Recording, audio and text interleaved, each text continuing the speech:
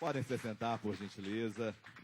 Você que foi abençoado, cumprimente aí o irmão que está ao seu lado, dê um abraço nele, um aperto de mão. Diga quão bom é vê-la neste lugar. Tê-lo aqui é um prazer, uma honra.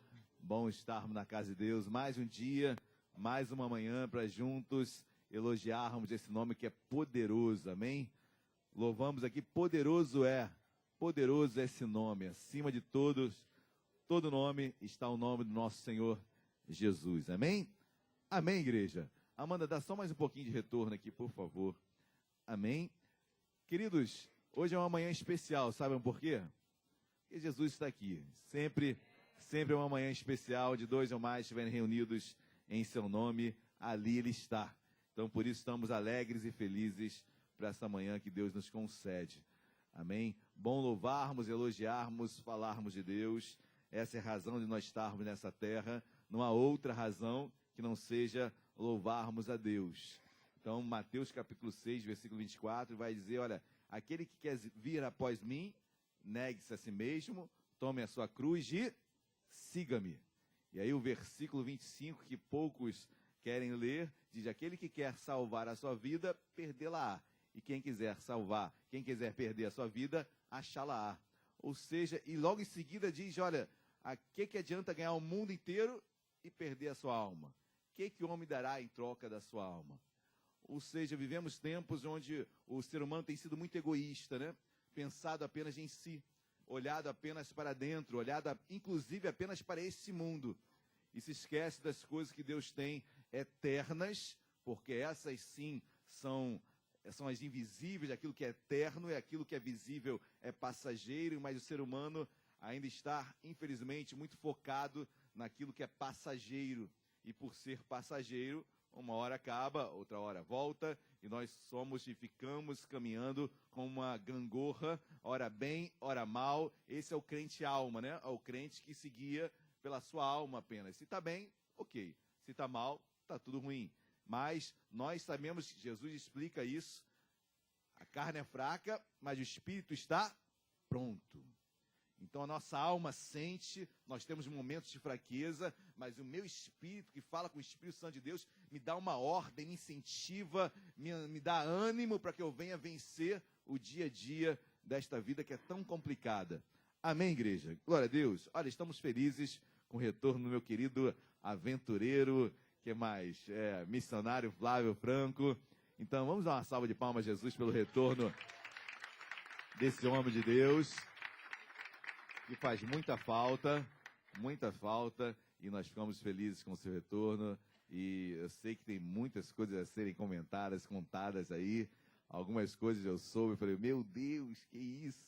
Então, essa viagem deve ter sido muito, como eu posso falar, maluca. Então, certamente, em breve o missionário vai estar comentando um pouquinho dessa viagem, queremos ouvir também. Amém, igreja? Tem alguém que nos visita hoje pela primeira ou segunda vez? Levante assim a sua mão. Olha, tem um jovem aqui, tem uma senhora aqui, dois jovens ali também, uma senhora lá atrás. Que a igreja os receba com uma carinhosa salva de palmas, Jesus. Sejam muito bem-vindos. Amém? Nós temos, além do abraço, do aperto de mão, uma pequena lembrança. A pequena lembrança não está em falta, né? É um livreto que nós temos sempre de boas-vindas, mas ele está em falta. Então, se sintam assim, presenteados com nosso amor, nosso carinho em tê-los aqui. Amém, igreja? Eu estou começando uma série de mensagens nesta manhã, mensagem que Deus já colocou no meu coração há tantos anos atrás, e eu tenho feito dela, sim, uma pregação urgente, uma pregação áurea para os nossos tempos, e cada vez mais, Paulo já falava isso, as pregações de Paulo e as palavras de Paulo sempre eram anseios em entender que Jesus estava por voltar. Então, Paulo, as suas pregações sempre são no anseio e no entendimento que Jesus poderia voltar a qualquer momento. E assim são as cartas do Apocalipse. E eu quero trazer essa mensagem, essas 7 mensagens nos próximos domingos, meditando com os irmãos sobre a urgência desta mensagem. É algo que traz a igreja a meditar, traz a igreja a uma reflexão, é uma mensagem sempre muito dura, é uma mensagem que saiu um glória a Deus, essa mensagem, aquele glória a Deus, é aquele glória a Deus para dentro, que é difícil glorificar com a alma, mas com o espírito eu tenho certeza que você o glorificará, porque é uma mensagem que mexe com as nossas estruturas. Tira um pouco o homem e a mulher de Deus do seu status de acomodação, de frieza, e nos leva realmente a um status de adoração, de responsabilidade, talvez seja essa a palavra mais apropriada, responsabilidade no reino de Deus. Entendemos que é graça, a kairos de Deus no grego, graça quer dizer favor imerecido, amém? E nós recebemos esse favor, tudo em nossas vidas é um favor que nós recebemos, amém? Não é nada pelos nossos méritos que você recebe. Isso não quer dizer que você não tenha que ser um homem que o mérito na sua vida deva ser buscado.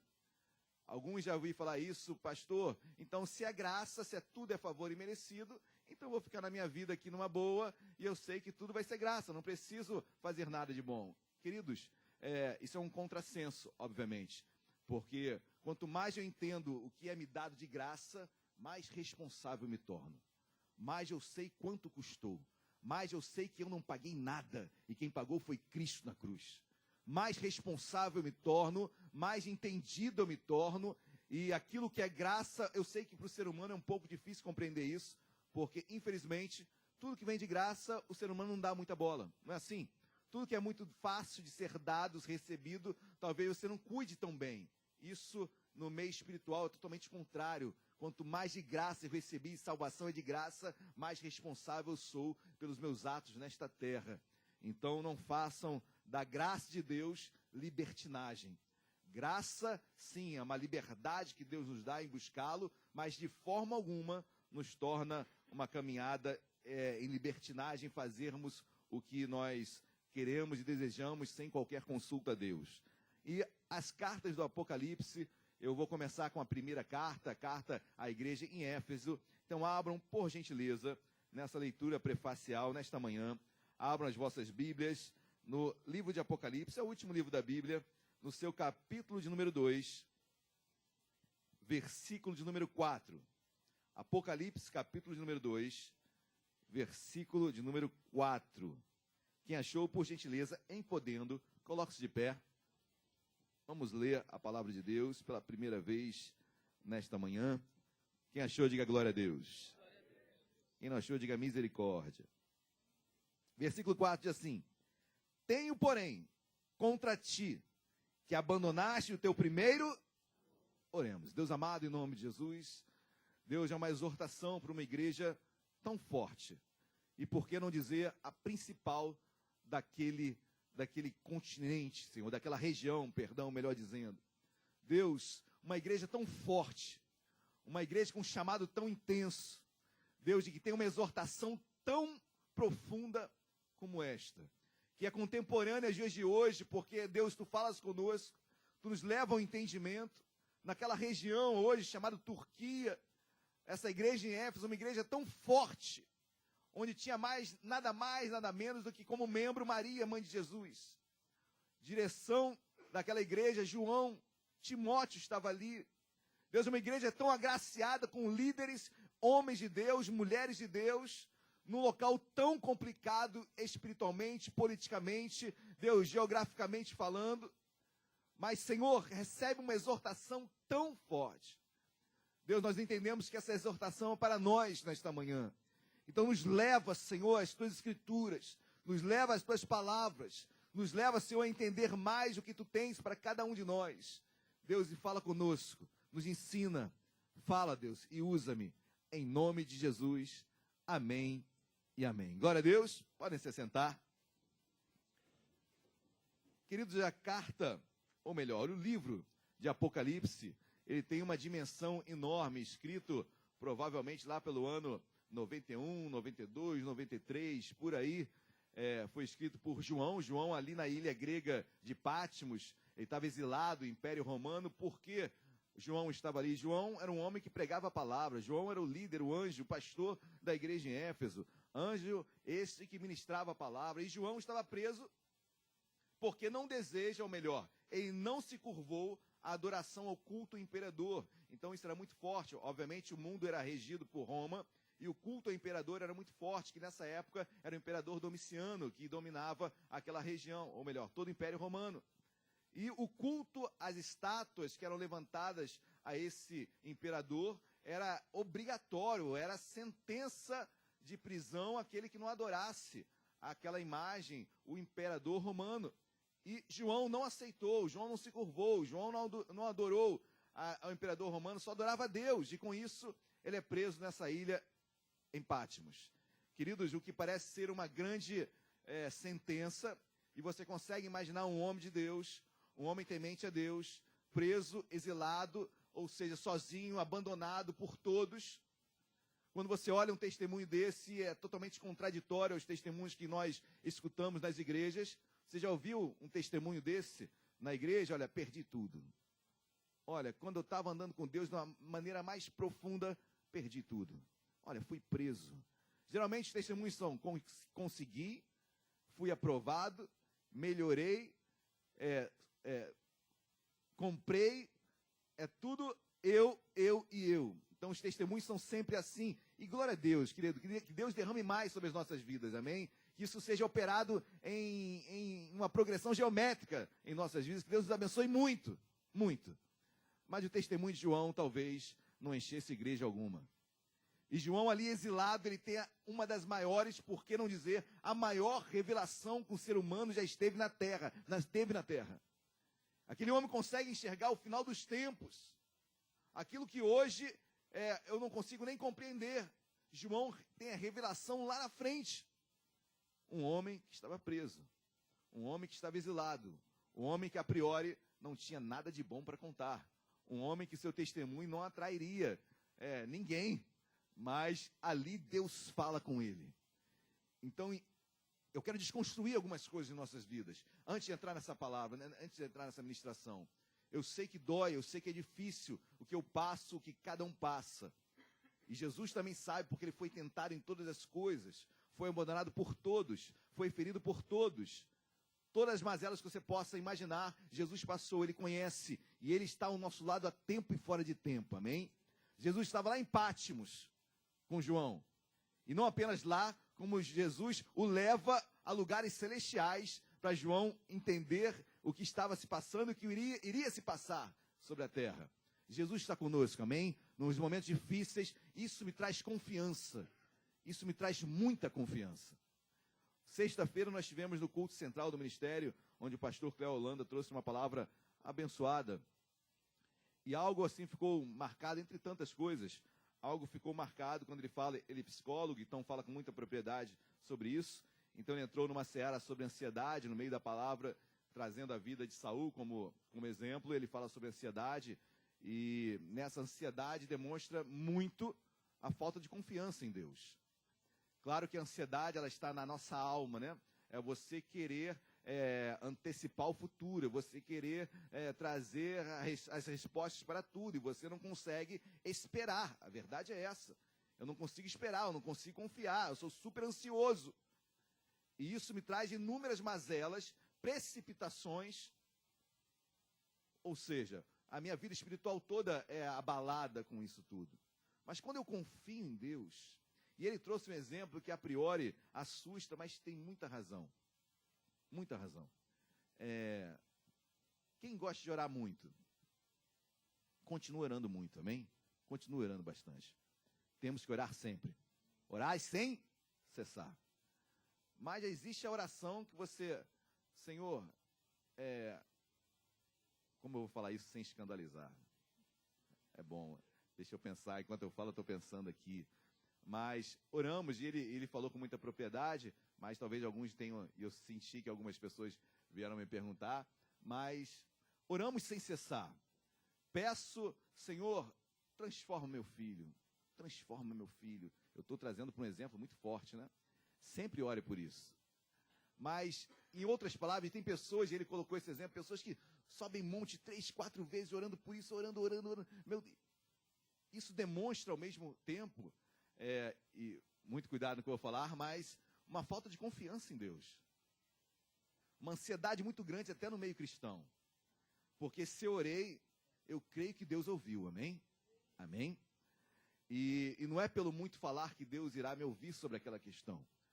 Eu oro e continuo a orar, queridos, ok? Eu quero só que você pense até que ponto a sua oração não pode ser um excesso de ansiedade sobre algo e você está deixando de confiar em Deus. Isso foi um ponto da pregação muito bela trazida na sexta-feira. E assim, eu fico imaginando tudo que João estava passando na vida de João. E eu quero eu quero o reportar também a esse contexto. Eu quero que você enxergue um pouquinho o contexto que estava acontecendo naquele local, o Império Romano. No ano 70, Jerusalém tinha sido destruído, templo destruído.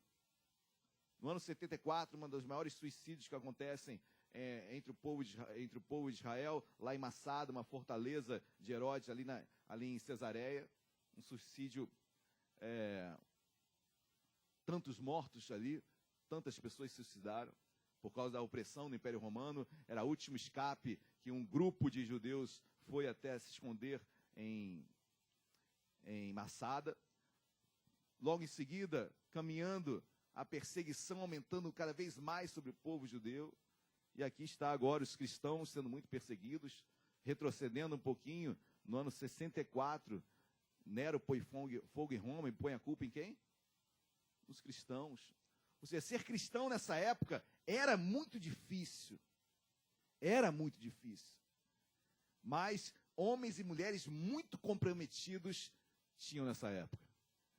E, queridos, passamos por tribulações, sim, muitas. E cada um sabe, eu não estou querendo trazer um paralelo de que nessa época era pior do que hoje. Não quero trazer esse paralelo porque cada um sabe onde aperta. Cada um sabe a sua dor. E não dá para mensurar a dor de ninguém. Saber se a sua é maior do que a minha. A minha é minha, ponto final, e dói pra caramba. E a sua é sua, e a sua dói pra caramba. E não dá para dizer que a minha é maior, nem a sua maior do que a minha. É a minha. E cada um sabe a sua oração, o seu clamor que irá fazer. Mas João está naquele momento agora, no capítulo 2, ele recebe uma exortação, ele escuta uma exortação para essas igrejas. São 7 igrejas, queridos. 7 igrejas do Apocalipse. Alguns entendem que essa carta foi uma carta só, e já nela estavam inseridas as 7 pregações. Isso é muito minoritário o entendimento. Outros entendem aí sim que foram 7 cartas. E o número 7 representa algo completo, algo perfeito. Então nós entendemos que não apenas para as 7 igrejas ali da Ásia Menor, essas cartas, elas caminharam por todas as igrejas abertas naquela época, como está sendo hoje lida em Vila Isabel, ok? Essa igreja é para todos nós, não apenas para aquele povo seleto em Éfeso. Então essas cartas se expandiram, foram divulgadas por todas as igrejas. E o que é interessante nisso, queridos, que essa carta mexe com a estrutura da igreja. Eu fico imaginando a igreja de Vila Isabel recebendo esta mensagem sobre ela. Eu fico imaginando Éfeso naquele momento, a igreja, a carta sendo lida no meio da igreja. O temor sobre aquele povo. O temor sobre as escrituras. E olha, vocês abandonaram o primeiro amor. Imagina Jesus falando isso para a sua igreja. E ali foi assim em Éfeso, e hoje é aqui também em Vila Isabel. Palavras essas são urgentes porque, queridos, a partir do capítulo 4 e capítulo 5, olha, o livro é aberto. E ali começam todos os juízos, já começa a grande tribulação, ou seja, até as cartas do Apocalipse, é a última chance da igreja mudar. São palavras realmente de finalísticas, palavras de exortação, porque o povo tem que mudar. Por isso Deus colocar no meu coração de todo ano pregar essa série. Porque em todo ano eu tenho que estar atento àquilo que Deus está por fazer, e Jesus está voltando, amém, igreja? Os sinais estão aí. Os sinais estão aí. E nós cremos nisso e devemos cada vez mais andarmos alinhados com Deus, caminhando com Deus. Mas vamos ler a carta, de fato, a carta à igreja em Éfeso, capítulo 2, versículo 1. Diz assim o versículo 1. Ao anjo da igreja em Éfeso, escreve. Ao anjo, né, queridos? Então, guarde isso. Anjo, ângelos no grego. Então, o anjo na igreja de Éfeso era aquele que recebia a ministração, queria passar a ministração para a igreja. Então, o anjo aqui não é um anjo, um ser espiritual, mas é o ministro, é o pastor, é o missionário, é aquele que dirigia a igreja na época. É o ângelos, é o mensageiro. Amém? Como hoje, nesse momento, eu sou o mensageiro para a igreja nesta manhã. À noite, também estarei pregando, serei o mensageiro. No domingo à noite, no próximo, será o diácono Renan. Ou seja, aquele que está trazendo a mensagem é o anjo. E interessante isso, num caso mais profundo, diz ao anjo da igreja em Éfeso. Aí já começa a falar ao anjo da igreja. No caso, ou melhor, por acaso, ou melhor, porque Deus quis, sou eu, o anjo da igreja em Éfeso. Quando Deus tem palavras para o seu povo, queridos, em nome de Jesus, ouvir o missionário pregar é uma bênção. Ouvir o diácono Renan pregar é uma bênção. E todos aqueles que sobem aqui são ministrações maravilhosas que transformam as nossas vidas. E eu falo isso porque eles sabem e compartilham desse mesmo entendimento. Mas quando tem algo para a igreja, algo visionário para a igreja, como um todo, como um corpo, Deus fala com aquele que está dirigindo o corpo. Com aquele que é o pastor da igreja, ou o missionário da igreja. No caso, por acaso, ou porque Deus quis, sou eu. E aí Deus traz uma direção, e nós cremos que essa é a direção de Deus, e caminhamos sob ela. Amém, igreja? Glória a Deus. Eu fico imaginando também a responsabilidade imensa, quando o anjo da igreja, João, que estava aqui dirigindo a igreja, João agora estava preso, mas provavelmente Timóteo, ou depois foi Policarpo, e aí vieram outros discípulos de João. Mas o certo é que eu fico imaginando o anjo da igreja recebendo aquela carta, porque aquela carta falava da igreja no qual ele dirigia. Ou seja, a responsabilidade estava sobre ele, a priori. A primeira responsabilidade está sobre aquele que dirige o corpo. Assim como você tem responsabilidade sobre a sua vida, eu também tenho responsabilidade sobre esta igreja. E, queridos, noites são perdidas com isso, tenho certeza. Tenho certeza. Amém? Tempos, eu não diria perdidos, nem tempo perdido, muito pelo contrário. Eu cresço e amo pastorear. E assim, cada um no seu grupo também particular. Pastorei os seus. Mas o certo é que a responsabilidade é imensa. A quem muito é dado, muito será cobrado. Muito será cobrado. Eu sempre falo da pirâmide, né? Quando você está subindo uma pirâmide, quando você chega no pináculo, enquanto você está na base da pirâmide, você erra, você cai, o tombo é pequeno. Agora, quando você está lá em cima, queridos, o tombo é feio, dói, machuca. Algumas vezes, não tem mais chance. Algumas vezes, perdeu a sua autoridade. Em algumas vezes, perdeu a referência. Então, quem muito é dado, muito será cobrado. Amém, igreja? Glória a Deus. Então, a primeira coisa que me chama a atenção é esse anjo recebendo esta carta, tendo ciência do que estava acontecendo e anunciando para a sua igreja. Amém, meus amados? Éfeso era um local super complicado. Éfeso havia uma das 7 maravilhas daquele tempo, que era chamada o templo da deusa Diana. Deusa Diana, para os irmãos terem uma ideia, o culto que era oferecido a essa deusa Diana era, tentar trazer um eufemismo para isso, mas era uma prostituição na porta do templo. As chamadas prostitutas cultuais. As mulheres, o tipo de relacionamento que você tinha com Diana era ter relação sexual com as chamadas sacerdotisas que ficavam à porta do templo. E você, o homem que entrava, tinha relação sexual com ela. Esse era o culto à deusa Diana. Olha a prostituição cultual, espiritual, material, física, em todos os sentidos. Mas aquela deusa Diana não regia não apenas Éfeso, mas a Bíblia diz, lá em Atos, o mundo inteiro. O mundo inteiro. Olha onde a igreja estava. É preciso que nós tenhamos a ideia de contextualizarmos onde a igreja estava. Não apenas isso, a igreja, Éfeso, era uma cidade portuária. Ou seja, N pessoas de culturas diferentes, religiões diferentes passavam por ali. Aí os irmãos vão entender por que lá em Atos, e para Timóteo também, Paulo ensina, Timóteo, olha, as mulheres, por exemplo, não podem falar na igreja. Paulo fala isso aqui para Timóteo, lê depois 1 Timóteo, 2 Timóteo.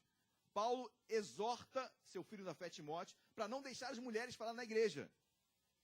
Queridos, as mulheres falam na igreja? Muito, muito, muito. falar, ensinar. Paulo dá essa ordem para Timóteo, e aí, estamos errando?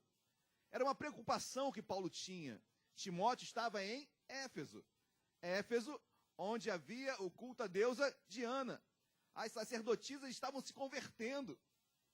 E as sacerdotisas lá no culto a Diana, elas tinham autoridade para falar, para anunciar, para ensinar. E elas estavam se convertendo, estavam entrando para a igreja.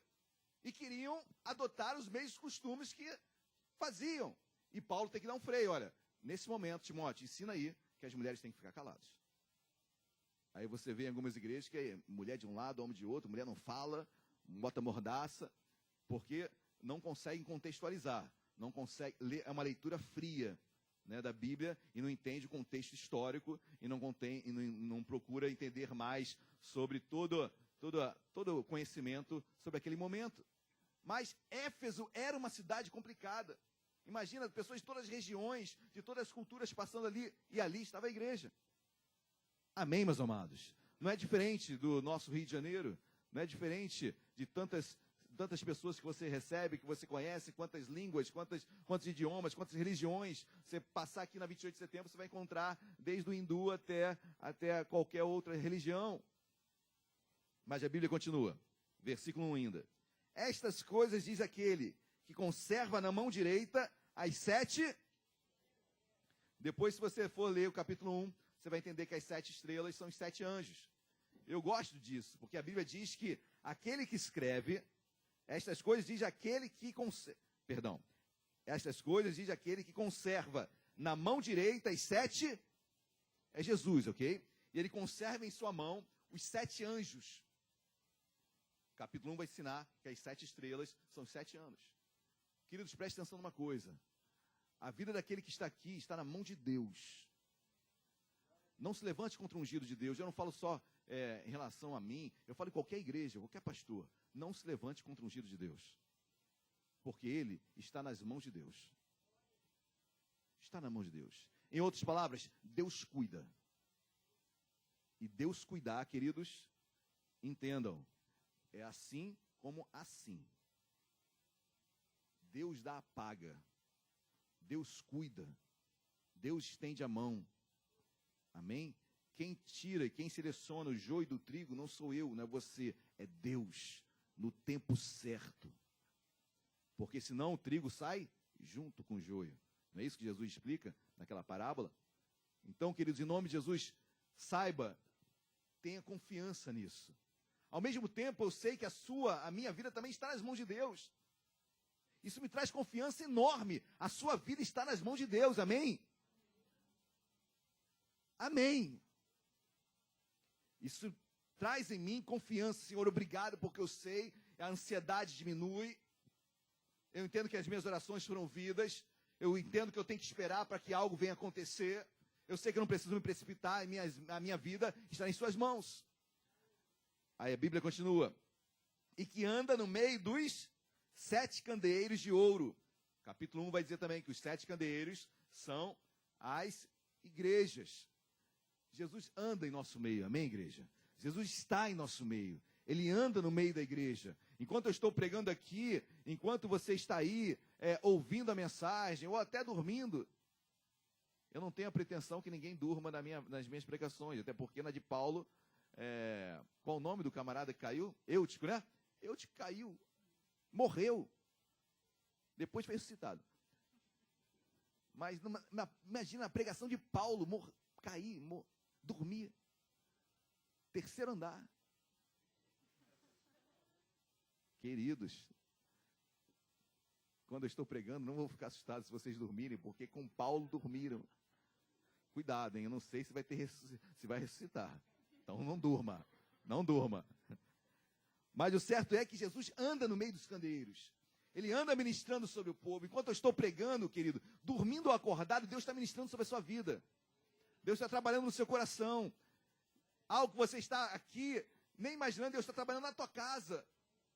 Deus está ouvindo a tua oração, você está ouvindo essa mensagem. Senhor, poxa, cuida daquele homem lá, lembrei dele agora. Senhor, cuida daquela igreja, cuida da minha igreja, cuida do meu pastor, cuida do meu irmão. E Deus vai trabalhando, Deus vai cuidando, Deus vai acertando, vai abençoando. Amém, igreja? Glória a Deus. Versículo 2. E aí entra mais direto na questão da igreja. Versículo 2. Conheço as tuas obras. Eu gosto da palavra obras, porque obras no grego quer dizer karpós, e é trabalho que traz suor.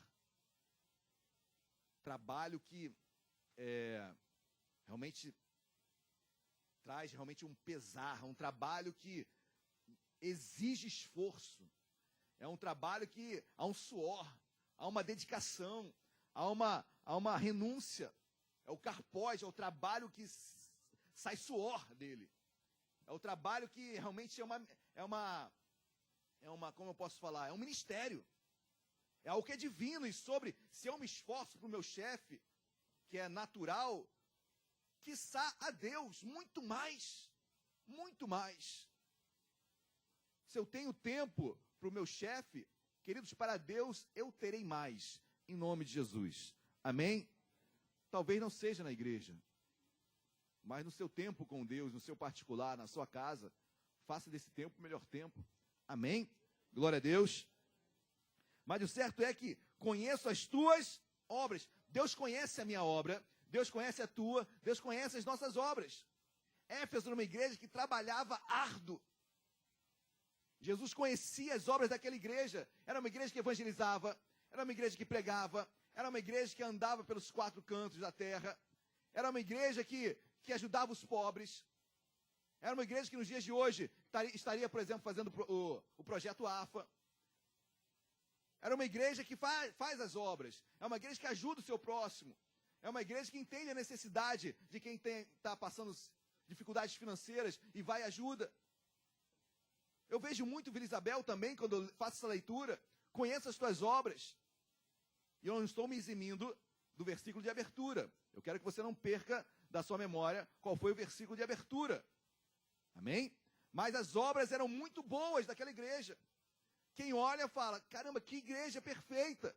Ela ajuda o próximo, ela não deixa o necessitado passar fome, ela evangeliza, ela prega, ela tem grupos em lares, ela está sempre junto em comunhão, ela tem o WhatsApp que é só mensagem abençoada, bom dia, foto.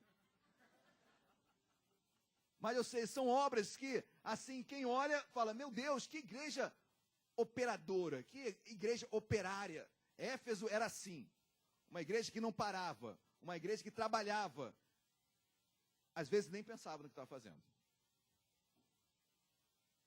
Deu para pegar o gatilho? Às vezes estamos tão... Eu vou chegar depois nisso, eu quero pular essa etapa. Vamos lá. Versículo 2 ainda. Conheço as tuas obras, tanto o teu labor como a tua perseverança. Porque, queridos, não tem evangelho sem perseverança. Romanos capítulo 5, versículo 3 diz, para entendermos a glória de Deus na tribulação, porque a tribulação produz perseverança, a perseverança, experiência, e a experiência, esperança. A tribulação, ela produz tudo isso em nós. A tribulação produz perseverança. Quem quer ser perseverante? Levanta a mão. Deus vai mandar problema. Para que perseverança? É a mesma coisa que fé. Pastor, Deus me enche de fé. Tem que mandar muito problema para esse homem. Vou encher ele de problema, porque fé só tem função para isso. Queridos, mas eu não estou falando para ninguém deixar de pedir fé, amém? Porque o problema vai vir, você pedindo ou não pedindo. O mundo jaz no maligno. Você é cidadão dos céus, não é desta terra. Amém? Você anda na contramão do mundo. Então você querer bonança e sombra e água fresca, queridos, vai ler a Bíblia. Vai ler a Bíblia. Mas no mundo passareis por aflição, mas tem de bom ânimo, eu venci o mundo. João 16:33. Ou seja, no mundo nós passaremos por aflições, mas nós venceremos. Amém? Glória a Deus. 2 Coríntios capítulo 4, versículo 16. Olha o que Paulo diz, é lindo, uma das pregações mais lindas de Paulo. Ainda que o meu homem exterior se corrompa, o meu homem interior se renova cada manhã. Olha o que Paulo fala, ainda que eu erre, ainda que eu falhe, ainda que eu tropece, ainda que eu peque, dentro de mim, no meu homem interior, se renova cada manhã. Por mais que eu erre, Deus fala comigo. Alexandre, muda. Alexandre, você pode vencer isso. Alexandre, eu sei que você caiu, mas você é forte para dar um giro 180 na sua vida. Amém, igreja? Glória a Deus. Ainda que meu homem exterior se corrompa, ele se renova a cada manhã. Amém ou não amém? Glória a Deus, igreja. Isso é palavra de Deus. Isso é tribulação. Isso nos leva a essa perseverança. Então, era uma igreja que perseverava. Éfeso não parava. Igreja perseverante. Igreja em meio às dores, continuava caminhando com Deus. Em meio às dificuldades, continuava caminhando com Deus. Continuava glorificando a Deus. Continuava fazendo a obra de Deus. Paulo, nessa mesma carta, em 2 Coríntios capítulo 4, versículo 18, vai dizer, olha, porque as coisas que se veem são passageiras, mas as que não se veem são eternas. Então Paulo está falando, olha, eu não vou me guiar para aquilo que eu estou vendo, eu vou me guiar para aquilo que ainda não vejo, mas creio. E Deus vai abençoar. Amém? Isso, confiança. O nome disso é confiança em Deus. Uma igreja que perseverava, uma igreja que militava pela obra. Continuemos, versículo 2. Tua perseverança, e que não pode suportar homens. Queridos, era uma igreja que não suportava homens maus. Como nós também não suportamos. Amém? As atitudes más, né? A pessoa, o ser humano, nós sempre iremos lutar por ela. Mas pecado é pecado. Amém? Alguns falam, pastor, você está julgando ele. Não estou julgando ele, estou julgando o pecado. E o pecado já está julgado há muito tempo. Erro é erro, pecado é pecado. Eu não estou julgando a pessoa. Por ela, vou até o fim, vou lutar até o fim. E creio na mudança dela até o fim. Mas sobre seus atos, aquilo é pecado, está errado e está julgado. Não estou julgando a pessoa, estou julgando o seu ato. E você como pastor, como homem e mulher de Deus, que ensina, que direciona uma pessoa, não pode passar a mão na cabeça, está errado. Você falhou. Mas estou contigo até o último minuto. Amém, igreja? Glória a Deus. Então, era uma igreja que não suportava homens maus e mais. E que puseste à prova os que a si mesmos se declaravam apóstolos e não são, e os achastes mentirosos. Aqueles que se colocavam como apóstolos, como enviados, e eram mentirosos. A Bíblia diz, João 8,44, que se existe uma paternidade para o diabo, é uma só. Ele é o pai da mentira. E essa igreja não admitia homens travestidos de apóstolos e falando mentiras. Eram homens que eram exortados e colocados para fora. Amém, igreja? Glória a Deus. Então, assim, há uma igreja séria. Éfeso, quando eu leio Éfeso, e eu fico preocupado com cartas que só elogiam. Isso quer dizer que daqui a pouco vem uma paulada. Então, cuidado com cartas que começam cheias de elogios. É porque está dando uma amenizada para daqui a pouco falar um pouco mais sério. E assim Jesus faz na carta a Éfeso. Escreve elogiando uma igreja que trabalhava, uma igreja que tinha um pastor, uma igreja que estava num lugar complicado, mas era uma igreja perseverante, uma igreja que fazia a obra a tempo e fora de tempo, uma igreja que não admitia atos maléficos, uma igreja que não admitia apóstolos mentirosos. Versículo número 3. E tens perseverança, e suportastes provas por causa do meu, e não te deixastes. Queridos, é uma igreja que suportou provas por causa do nome de Cristo. Uma igreja séria, firme, por causa do nome de Jesus, não se dobrou. Pagou um alto preço. Paulo, quando pregou lá em Éfeso, queridos, os irmãos devem se lembrar, ele prega, as pessoas começam a se converter, aqueles que seguiam a deusa Diana começam a jogar os livros fora, o comércio começa a falir, porque o comércio girava todo em torno do templo da deusa Diana. Se você for em Aparecida ali caminhando para São Paulo, aquele grande templo ali, grande que eu falo só no sentido de tamanho, ok? Naquele templo em Aparecida, você vai ver que o comércio gira em torno daquela região. Aquela região não era nada, é no caminho da estrada. Mas ali cresceu demais aquela cidade, por quê? Por causa do templo. E o comércio todo gira em torno do templo, da venda de objetos, ou de objetos de culto. Assim é a venda que é feita ali. A mesma coisa em Éfeso. E quando Paulo chegou ali, as pessoas começaram a se converter a Cristo. E o que elas fizeram? Não vou mais adorar a imagem de escultura. Não vou mais adorar a imagens. E o comércio começou a falir. Os comerciantes ficaram indignados. E começaram a perseguir a tal ponto de Paulo ter que sair fugindo de Éfeso. Porque queriam matá-lo. Assim era Éfeso. E a Bíblia diz que essa igreja aqui também suportou provas por causa do nome de Cristo.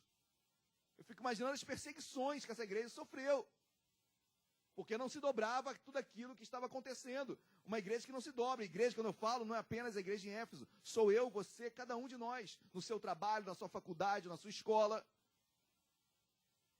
Nas más conversações que corrompem os bons costumes. Nos grupinhos onde você está. Nas palavras que você ouve, nas piadas que você ri. Nos conselhos que você acaba corroborando, seja pela omissão ou seja pelo balançar de uma cabeça.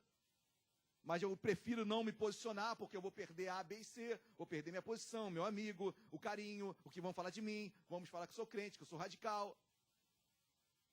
E olha, queridos, que somos muito sábios quanto a isso, e assim tem sido pregado nesse púlpito. Amém? Nós não somos aqui crentes tagarelas, que entram e começam a pregar em todo lugar, não.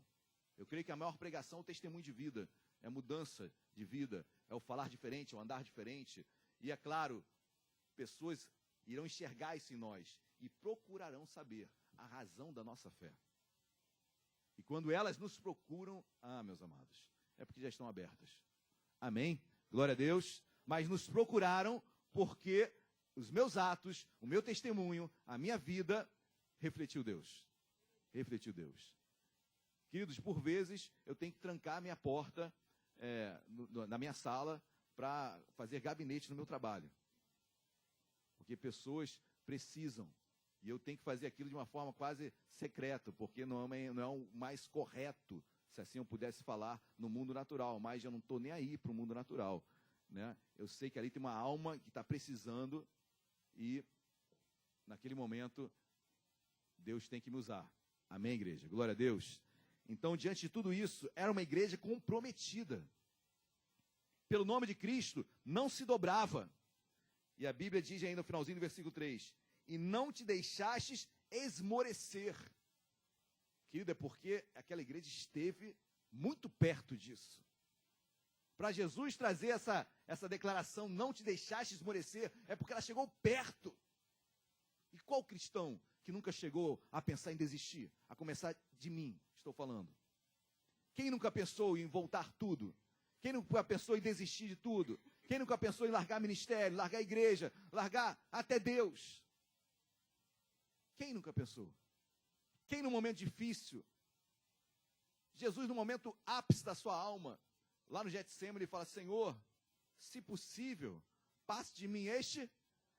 Em outras palavras, Senhor, não tem outra forma de eu morrer, não? De eu pagar o pecado desse povo? Tem que ser pela cruz? A pior morte que um ser humano pode experimentar? Não tem outra forma? Olha, eu vou pagar o preço, mas tem que ser por cruz. Não tem outro cálice para eu beber aí, não? Quem está entendendo, diga glória a Deus. Por isso, aquele que quer, Mateus 16, 24. Aquele que quer seguir a Cristo, nega a si mesmo, tome a sua. Isso. Amém? Glória a Deus, igreja. Só elogios para a igreja. Igreja forte, abençoada. Aí chega o versículo 4, um balde de água fria, que me assusta e me leva a refletir sobre a minha caminhada com Deus. Porque até o versículo 4, até o versículo 3, meu Deus, está tudo certinho. A igreja está perfeita, a igreja está caminhando, está fazendo a obra, perseverando, não esmoreceu. Ao versículo 4, tenho, porém, contra ti tudo, né? Tenho, porém, contra ti que abandonaste o teu primeiro. Então está tudo errado. Porque se tudo que eu estou fazendo é abandonando o primeiro amor, e primeiro amor não quer dizer que tem um segundo, terceiro e quarto, ok? Primeiro quer dizer que é o único. Estou no primeiro amor, eu me converti agora, estou no meu primeiro amor. Queridos, primeiro amor tem que ser sempre. Eu tenho que buscar isso sempre em Deus. Porque não tem segundo nem terceiro. E me chama a atenção quando Jesus fala isso para esta igreja. Tenho, porém, contra ti que abandonaste o teu primeiro amor. Senhor, mas eu faço tudo, eu faço a obra, eu vou para a igreja todo dia. Eu entro, abro a porta, fecho a porta, eu limpo a cozinha, limpo o banheiro, eu vou prego, eu canto, eu louvo, eu... Tenho, porém, contra ti que abandonaste teu primeiro amor. Queridos, João vai dizer que Deus é amor. Então, em outras palavras, você está trabalhando muito bem, só que você se esqueceu de mim. Eu não sei qual o motivo das obras que você está fazendo.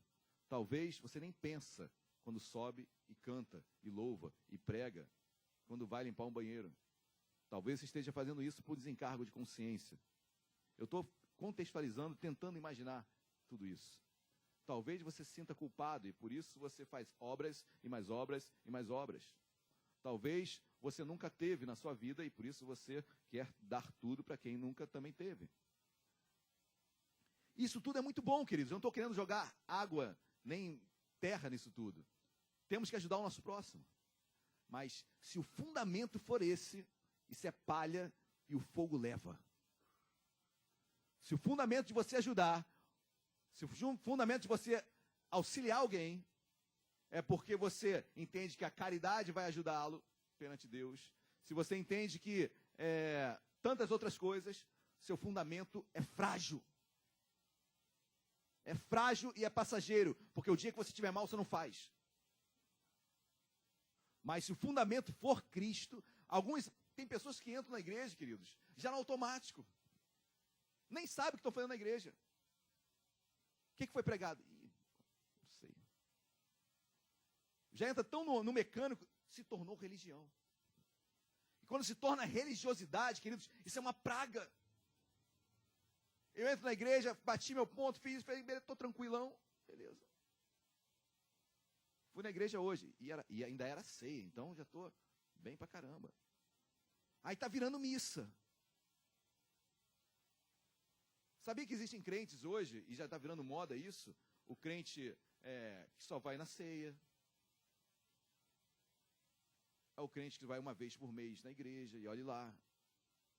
Tudo aquilo que nós questionávamos, tudo aquilo que a reforma protestante veio questionar da religiosidade católica, apostólica, romana, o evangélico está vindo no mesmo ritmo.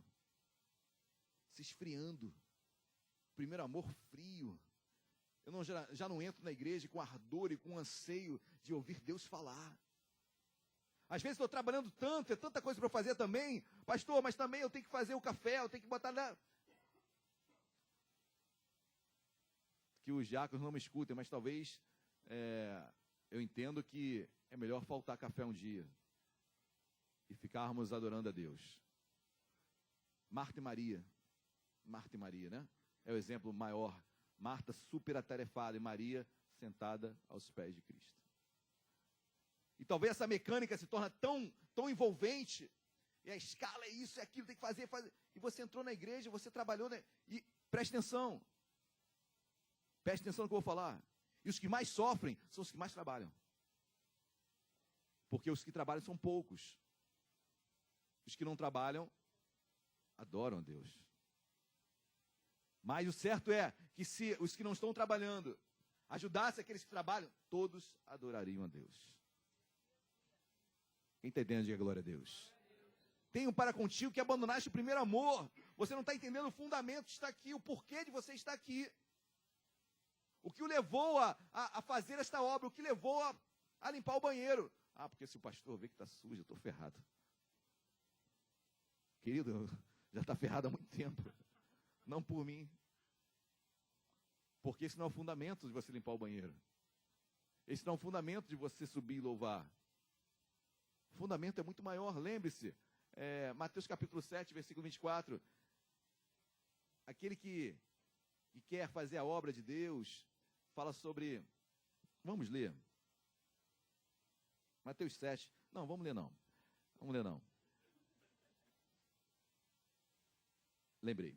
Mateus capítulo 7, 24. Aquele que ouve as minhas palavras e as pratica, será como um homem prudente. Construiu a sua casa sobre a rocha. Vieram os rios, vieram os ventos, sopraram sobre aquela casa, mas ela se manteve firme, porque estava construída sobre a rocha. Aquele que ouve as minhas palavras e não as pratica, será comparado a um homem sem prudência, um homem sensato, né, que constrói a sua casa sobre areia. Os mesmos rios bateram, os mesmos ventos bateram, as águas transbordaram, mas até a casa desmoronou, caiu, porque estava sobre a areia. Fundamento, queridos. Construir casa na rocha demora, leva tempo. Na areia é fácil, mas no primeiro vento você vai embora. Tenho, porém, contra ti que abandonaste o primeiro amor. O fundamento que você está fazendo, querido, precisamos questionar o porquê de eu estar fazendo isso, por que eu vou para a igreja, por que eu adoro. Amém, meus amados? Glória a Deus. Versículo 5. Era algo sério. Olha como o versículo 5 muda toda a história da igreja. Lembra-te, pois, de onde a igreja trabalhava pra caramba, mas estava caída. Estava caída, queridos. Quem está entendendo, diga glória a Deus. A igreja estava caída. Porque ao abandonar o primeiro amor, aí Deus fala ainda, lembra-te de onde caístes. E eu creio que essa palavra é para mim, é para todos nós. Em alguma área da nossa vida, talvez estejamos caídos. Deus fala, lembra de onde começou tudo isso? Começou quando eu falei que eu ia fazer aquilo que eu não podia fazer, mas com medo de dizer não, eu comecei a fazer. Eu não tenho tempo mais para nada na vida. Lembra onde você caiu. Lembra onde você negligenciou algo. Amém, meus amados? Glória a Deus. Lembra-te, deixa Deus te levar aonde começou tudo isso. Onde você era cheio de amor em fazer A, B e C, agora você faz reclamando e murmurando e ainda influenciando outros a não fazer. Lembra-te onde você caiu. Lembra-te onde você errou. Versículo 5 continua. Lembra-te, pois, de onde caíste. Arrepende-te. Arrepende-te e volta à prática das primeiras obras. Olha que interessante, queridos. Ele te remonta às primeiras obras, no início, quando você começou. Porque aquelas sim estavam cheias, permeadas de muito amor. Aquelas sim estavam cheias de adoração, de desejo realmente de ver realmente os milagres acontecerem, de Deus abrir os céus, de vidas serem curadas, abençoadas. Amém, meus amados? Arrepende e volte às primeiras obras. Aquelas obras ali que estavam fundamentadas em amor, em adoração. E continua a Bíblia. Se não, venho a ti e moverei do seu lugar o teu candeeiro, caso não te arrependas. Candeeiro é igreja, né, gente? E Deus fala, olha, arrepende-te, volte às primeiras obras, senão moverei do seu lugar o teu candeeiro. Queridos, Deus iria mover a igreja. Deus ia mexer na igreja. Deus ia mexer nas estruturas da vida das pessoas que estavam ali. Deus iria, quiçá, tomar aquela igreja. Mas aquela igreja iria ser movida, deslocada, mexida. E às vezes não entendemos que algumas coisas acontecem. Meu Deus, por que isso na igreja? Deus está fazendo alguma coisa, queridos. Por que isso aconteceu na igreja? Olha, Deus está tratando algo. Por que isso aconteceu naquela igreja? Por que isso aconteceu aqui na igreja? Deus está tratando algo. Deus está movendo o candeeiro. Deus está movendo a igreja. Vem sem demora, vem, senão eu moverei o teu candeeiro. Querido, isso é muito, muito intenso e muito mais profundo do que eu estou falando. Mexe com você como ser individual também. Mexe com a sua comunhão com Deus, mexe na sua vida com Deus. Qual a motivação de eu estar aqui hoje? O que me levou a estar aqui? O que me leva a buscar Deus? O que me leva a adorar a Deus? Quem está entendendo, diga glória a Deus. Versículo de número 6. Tens, contudo, a teu favor, graças a Deus, né? Tens, contudo, a teu favor, que odeias as obras as quais eu também. Nicolaítas eram os super espirituais. Né? Eram os super espirituais, mas suas obras, por exemplo, entre tantas obras ruins deles, existiam aqueles, eles aprovavam, por exemplo, o relacionamento fora do casamento, relacionamento conjugal sem estar casado. Então, os nicolaítas tinham um grau de espiritualidade muito grande, mas eles mesmos não seguiam, não praticavam obras abençoadas, obras de Deus, mas tinham guardadas as devidas proporções, se trazia uma similaridade muito grande com os fariseus, que eram hipócritas, falavam, mas eles mesmos não viviam nada. Mas essa igreja era uma igreja que se policiava e não admitia, odiava as obras dos nicolaítas. Vejam, queridos, que essa igreja é uma igreja que todo mundo entraria e falava, que igreja abençoada. As obras estavam ali, projeto social, ninguém passava fome, todo mundo trabalhando, todo mundo ralando. É difícil olhar para uma igreja e falar que essa igreja está faltosa. Aí quando vem Jesus fala, olha, tenho para contigo uma coisa. Algo aconteceu, você abandonou o primeiro amor. Você já faz no automático. Você já faz sem alegria. Você esfriou. Você está morno. Você não está mais quente. Você já não louva com aquilo vindo de dentro. Você já não prega com a mesma pegada. Você já não vem para a igreja, como diz o salmista, alegrei-me quando me disseram, vamos à casa do Senhor. Você já vem para a igreja, hoje é dia. Hoje é dia, vou escutar aquele homem pregando, aquela palavra de sempre. Hoje é dia, hoje estou na escala. Meu Deus. Será que não tem? Deixa eu passar um WhatsApp aqui que eu vou chegar mais tarde. Queridos, o problema não está na escala. Não está na escala. O problema não está no serviço a ser feito na casa de Deus, porque no trabalho é fácil. E no trabalho eu tenho que sorrir, senão eu sou mandado embora. O problema não está em escala, não está no trabalho, não está no excesso. Está, queridos, em eu entender as minhas condições. Está em entender o meu amor por aquilo. Está em eu entender que eu tenho que estar realmente entendendo o porquê Deus está fazendo isso. O porquê Deus está aqui. Quando isso tem a dimensão exata no meu coração, meus amados, se algo eu não estou conseguindo, olha, pastor, vou ter que dar um tempinho nessa área aqui, porque não estou nem tendo tempo para ler a Bíblia. Querido, então, por favor, sai agora. Se você não tem tempo para ler a Bíblia, pastor, eu preciso sentar, eu tenho que ouvir mais a palavra. Eu estou todo dia dando aula para as crianças. Porque a grade está cheia de buracos. Todos querem estar no culto ouvindo a palavra. Enquanto isso, tem 3, 4 fiéis, homens de Deus, que daqui a pouco vão morrer e vão sair da igreja. Eram adoradores, mas se esfriaram porque não há cooperação. Nós somos cooperadores da obra de Cristo. Um coopera com o outro. Amém, igreja?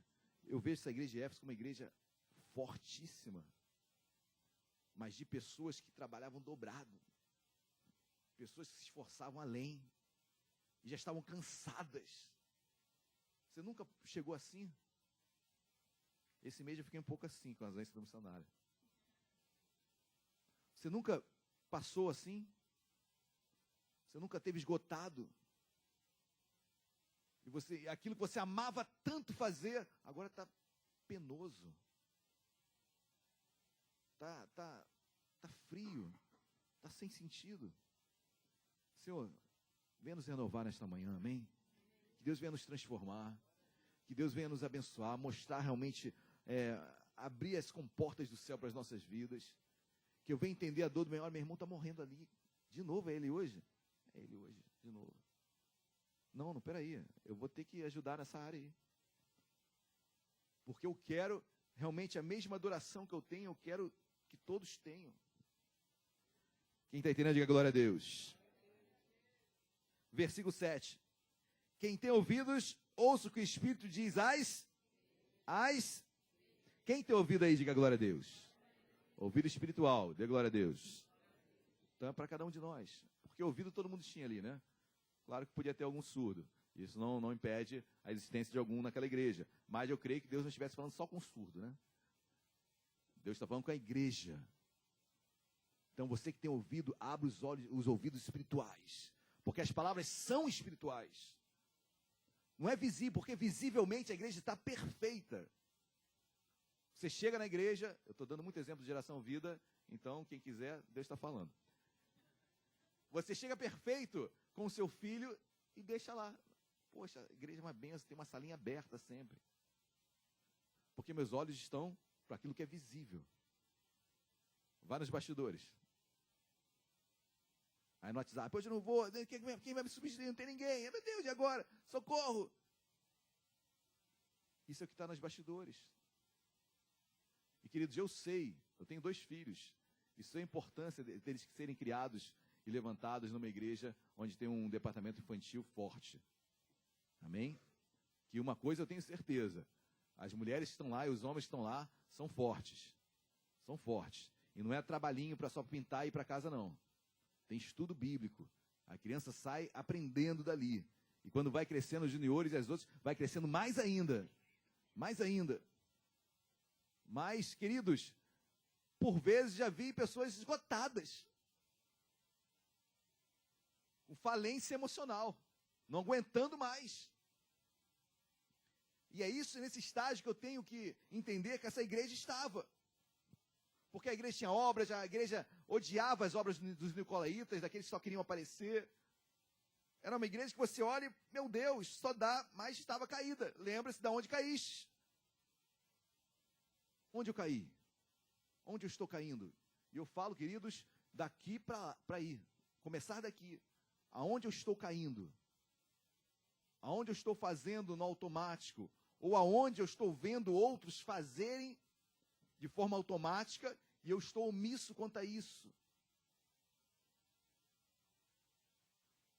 Se a minha obra não é consubstanciada no primeiro amor, a sua obra, queridos, permitam-me falar, infelizmente, é vã. Ainda que eu dê todos os meus bens aos pobres, ainda que eu fale a língua dos homens, se não tiver amor, 1 Coríntios capítulo 13, nada. É inócuo. Eu posso dar todas as aulas gratuitas, eu posso ser o maior doador do mundo, eu posso ser um Ike Batista doando muitas coisas, só nesse aspecto, né?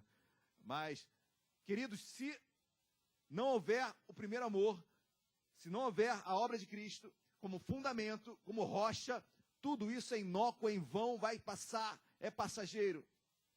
Pela graça sois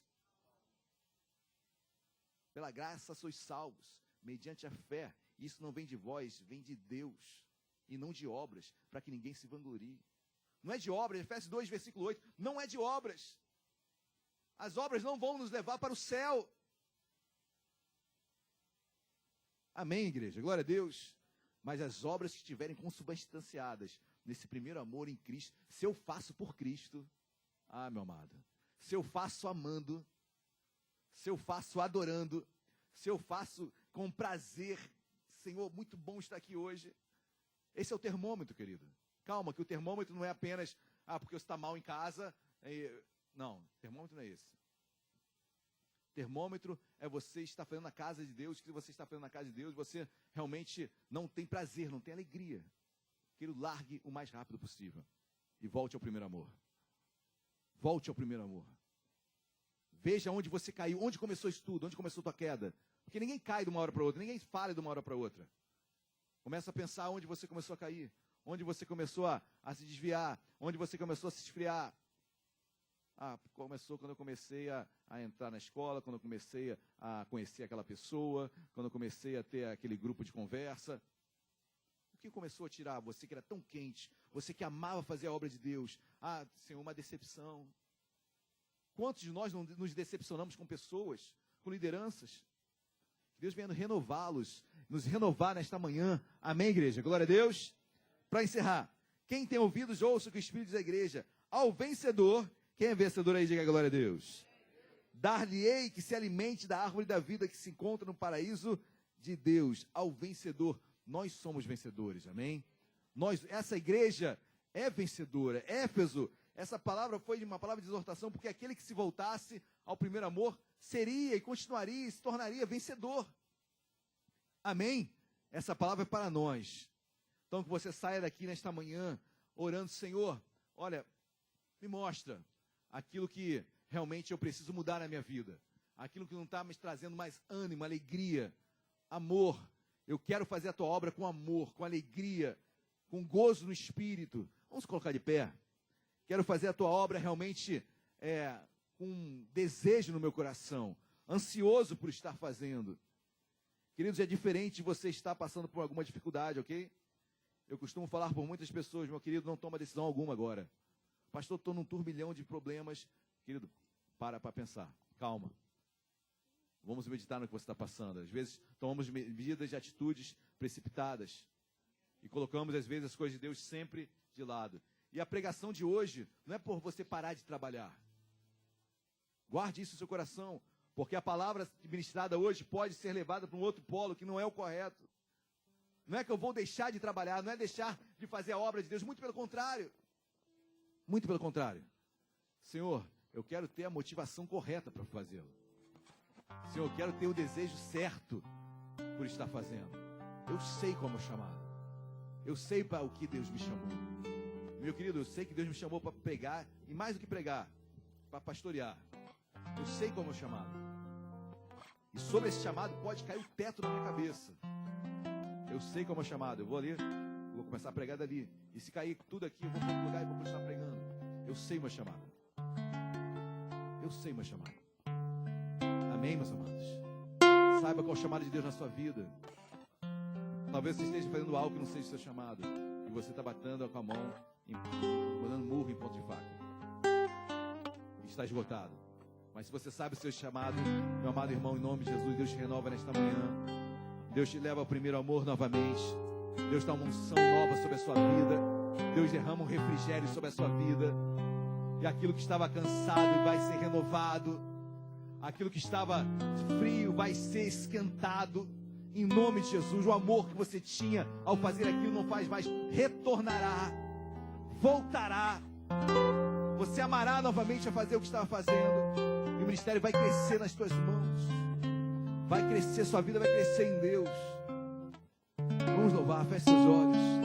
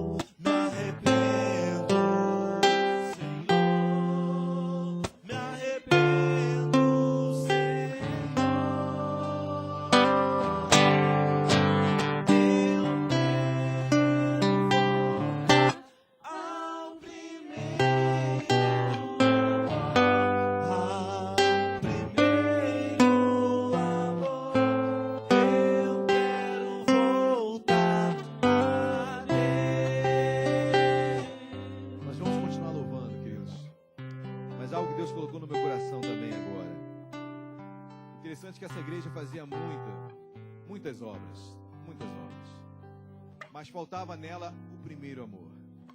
Eu entendo que o amor, como João diz em suas epístolas, Deus é amor. Deus é amor. Em outras palavras, muitas obras que essa igreja também poderia fazer estava sem Deus. Muitas pessoas ali poderiam estar desviadas, mas faziam a obra. E achavam que por si ou por isso estava bom. Então Deus quer falar com vidas aqui também hoje. Que talvez estejam desviadas, afastadas de Deus. Querem fazer a obra. E Deus fala, querido, em nome de Jesus, a primeira obra na sua vida é você voltar para Cristo. Você voltar ao encontro de Deus. Porque se você voltar ao teu encontro com Deus, as suas obras serão abençoadas. Mas o que adianta fazer a obra e não mudar de vida? O que adianta ajudar os pobres e continuar com a sua vida afastada de Deus? Que adianta? O que adianta? Como está a sua vida com Ele? Como está a sua caminhada com o Senhor? Lembra-te aonde você caiu. Lembra a palavra que doeu. Lembra a palavra que entristeceu. E talvez seja hoje e amanhã que Deus se separou para trazê-lo de volta aos caminhos. A gente vai louvar mais uma vez. Escute bem com o seu coração aberto. Abre seus olhos e ouvidos espirituais. Aleluia.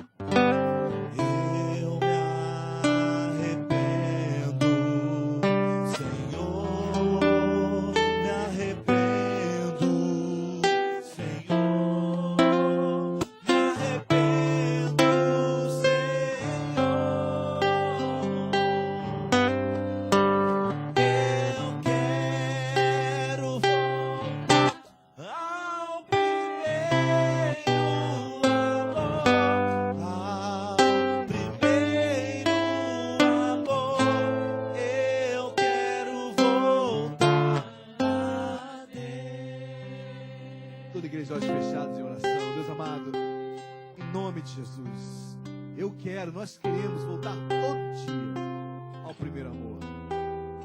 Deus, tu sabes que o labor, que o trabalho não é fácil. A sua obra feita na cruz, ó Pai, doeu. Tu sabes o que é sofrer. Tu sabes o que é fazer uma obra na terra. Deus, nós sabemos também. Deus, mas às vezes são tantas tristezas, tantas decepções, palavras malditas, palavras mal colocadas, cobranças indevidas, Senhor, que nos afasta de Ti. Nós nos achamos incapazes de fazer a Tua obra e nos desviamos dos Teus caminhos, nos cobramos em excesso e parece que nunca está bom. Nos afastamos de Ti, Senhor. Mas em nome de Jesus, nesta manhã nós queremos voltar ao início, aquele início sim, de quando começamos, Deus, e louvávamos como nunca, cantávamos como nunca, pregávamos como nunca, líamos como nunca,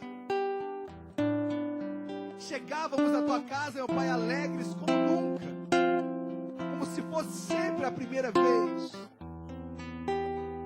Deus, nos leva a isso. O problema não está na obra, não está no trabalho, Senhor, está naquilo que nos abateu em nossos corações. Renova-nos, meu Pai, nesta manhã. Nos traz agora um fogo do Teu Espírito sobre o nosso. Nos aquece, tira toda a frieza espiritual. Não adoramos, não profetizamos mais. Não deixamos os dons de Deus serem manifestos sobre as nossas vidas. Nos endurecemos, nos engessamos. A religiosidade tem sido impregnada em nós, e a liberdade cada vez mais restrita e limitada. Deus, queremos adorá-lo em liberdade, porque onde há o Espírito Santo de Deus, há liberdade. Xarabaxê, calabás. Deus, fala no nosso meio. Cura vidas hoje que estavam esgotadas emocionalmente, estavam prostradas, sem desejo de fazer nada. desde a obra na igreja, ou obra em qualquer lugar, em casa, no trabalho, esgotadas. Deus, dá um ânimo novo nesta manhã. Nós cremos no revigorar do Espírito nesta manhã. Deus, ministra sobre cada um. Toda a igreja, olhos fechados ainda. Se tem alguém aqui nesta manhã que ainda não entregou a sua vida a Jesus e queira entregá-la hoje, levanta a sua mão bem alto. Dê um aceno assim com a sua mão. Se alguém não entregou a sua vida a Jesus ainda e deseja entregá-la, só mais uma vez esse convite, levante a sua mão bem alto. Deus te abençoe, minha amada irmã. Pode abaixar a sua mão. Tem mais alguém aqui nesta manhã que quer entregar a sua vida a Jesus? Levanta a sua mão bem alto. E como a palavra foi ministrada hoje, talvez você tenha se esfriado e você não tenha mais alegria. Talvez a decepção bateu na porta do seu coração e talvez você não se desviou, foi levado por outros ventos e hoje você quer retornar à casa de Deus. Se você é essa pessoa, levanta bem alto a sua mão. Se você quer retornar à casa de Deus, Deus abençoe essa jovem.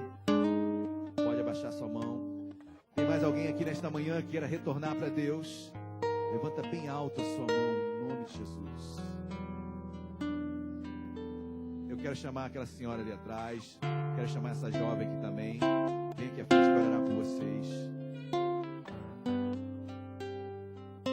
Vamos orar, vamos interceder nesta manhã, amém? Eu creio que Deus quer fazer algo mais.